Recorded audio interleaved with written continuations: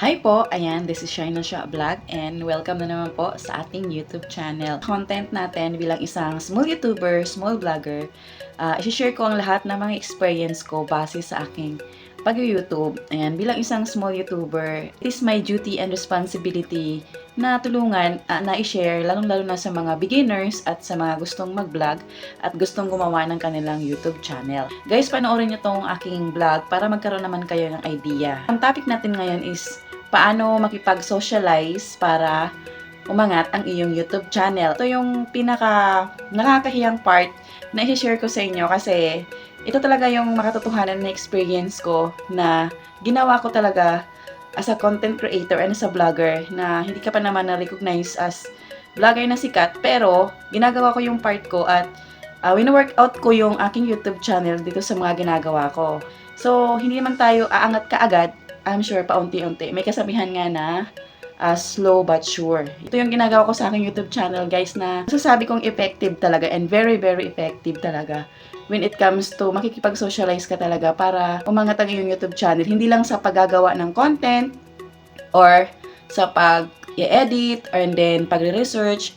Ito po talaga yung manual or face-to-face na ginagawa ko para mas lalong umangat ang aking YouTube channel, guys. Kailangan po talaga sa pagbablog, meron kang tinatawag na kapal mukha factors. Ayan, so, I mean, siyempre, yung kailangan maging confident ka rin sa sarili mo, which is, hindi ka dapat masasabing nahihiyain or nahihiya ka sa part na bilang isang vlogger. Ang ito yung experience ko, guys, na pag naririnig ka nila na vlogger ka, sasabihin nila na, o ilan na ang followers mo, ilan na ang subscribers mo, marami ka bang views, nag-viral ba yung mga mga content mo, discover na ba yung channel mo.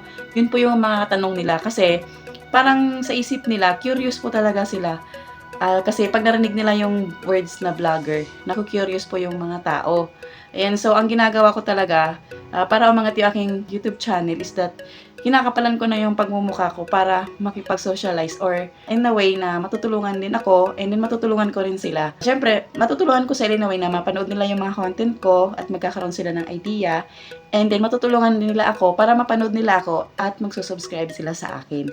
Yun po yung aim ko talaga. So, ang ginagawa ko, guys, is that kapag mapunta ako sa isang lugar, take note, ginagawa ko talaga, totoo ito. Nakikipag-usap ako sa mga hindi ko kakilala, pero binabasa ko muna kung hindi ba ako mapahiya or open-minded ba yung tao na dapat kong kakausapin. Ginagawa ko talaga yon. So, ang ginagawa ko, na-approach ko muna yung tao and then kinakausap ko and of course, minsan nakikipagbiruan ako. And of course, bumabanat ako ng mga hugot words. Depende sa inyo kung paano kayo makipag-socialize para umangat ang inyong YouTube channel. Ang ginagawa ko is that kapag nakausap ko na yung tao at open-minded naman at willing naman din na makipag-usap sa akin, doon ko na po ina-open yung baka pwede, subscribe nyo naman yung YouTube channel ko. Tapos sasabihin ko na yung YouTube channel ko at bigla na lang silang matutulala na, nagbablog ka? Ano yung mga laman ng content mo? And then, sasagutin ko naman na, kung ano-ano, basta marami kang matututunan doon, basta punta ka lang sa aking YouTube channel. Yun po yung mga na-experience ko, guys. And then, syempre, tititigan ka nila kasi hindi ko rin po alam kung bakit sila napapatitig sa'yo. Siguro, iniisip nila kung consistent ka ba talaga na vlogger. Kasi, merong iba na isipin nila, vlogger-vloggeran lang yan, ay, hindi yan totoo mga sinasabi, yung mga ganong factor, pero ini-ignored ko na lang po yun kasi nga, as much as possible, mapapasubscribe mo sila para ka lang nagtitinda na kung paano mo pabibilhin yung customers sa mga product mo. Ganun po yung ginagawa kong pagsosocialize. So, basically, hindi lang po ako gumagawa ng content para umangat yung YouTube channel ko sa larangan ng YouTube. Of course, gumagawa din ako ng paraan para dumadami ang aking mga subscribers. And there was a time, kahit naglalakad ako, may makakasalubong ako. Especially talaga, most of the time, mga estudyante. Marami akong nagiging subscribers ng mga estudyante kasi mas mabilis silang i-approach. And yung mga bata kasi ngayon, more on social media, kaya mas madali mo silang makuha yung loob nila, mas madali nilang maiintindihan na, nagbablog si ate, ano mga content mo, te? And there was a time na may nagtatanong pa na, ate, mahirap ba mag-vlog? Yung ganun. Pero ang ginagawa ko, sinasabi ko, hindi naman, basta ang aim mo is gusto mong gawin, huwag kang munang mag-iisip ng kumita. I'm sure, makakamit mo rin yung mga gusto mo sa pagbablog. Sabi niya, ang hirap din kasi yung pag-i-edit medyo mahirap. So, ang sagot ko naman sa kanila, guys, is hindi. Nanonood lang kayo ng YouTube tutorial sa YouTube, matututo na kayong mag-vlog. And then, tatanungin nila ako, ano ba yung mga editing app na ina-upload mo? So, ang ginagamit ko talaga guys na may mabilis lang talaga kahit wala pang 20 minutes makakapag-edit ka na is that CapCut talaga. And libre po talaga siya, walang bayad. Hindi ko siya pinopromote in a way na kumita sila sa akin or pinopromote ko yung CapCut dahil binabayaran ako ng CapCut. Hindi po. Pinopromote ko po siya based po doon sa ginagamit ko sa araw-araw sa pag-i-edit na mas mabilisan talaga. Yun po yung sikreto ko. Ayan. So, yun po yung way ko kung paano ako makipag-socialize para discover ang aking YouTube channel. Kasi mahirap po na iasa na lang natin sa promotion ng YouTube. Although, nag-work din naman talaga katulad ng sinasabi ko. Mas pag naswertihan ka na magkaroon ka ng content na magustuhan ni YouTube na may learning and entertaining talaga yung iyong content, swerte ka.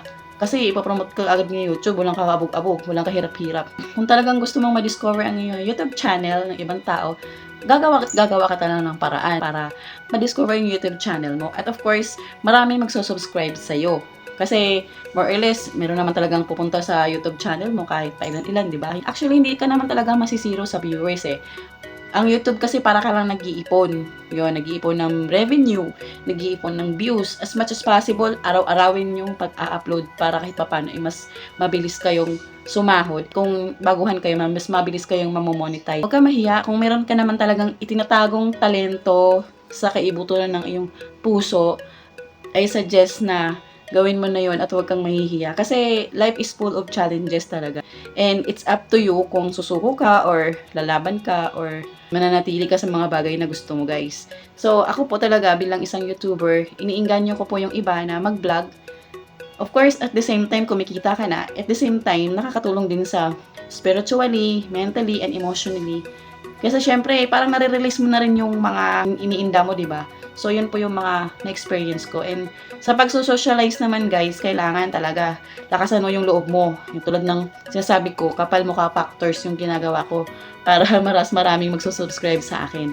As long as wala ka naman ginagawang masama sa ibang tao at nakikiusap ka lang na isusubscribe ka, go for it. Wala namang masama doon. Kung i-subscribe ka, di okay. Kung hindi, okay lang din. Ang mahalaga, sinubukan mo para naman sa YouTube channel mo.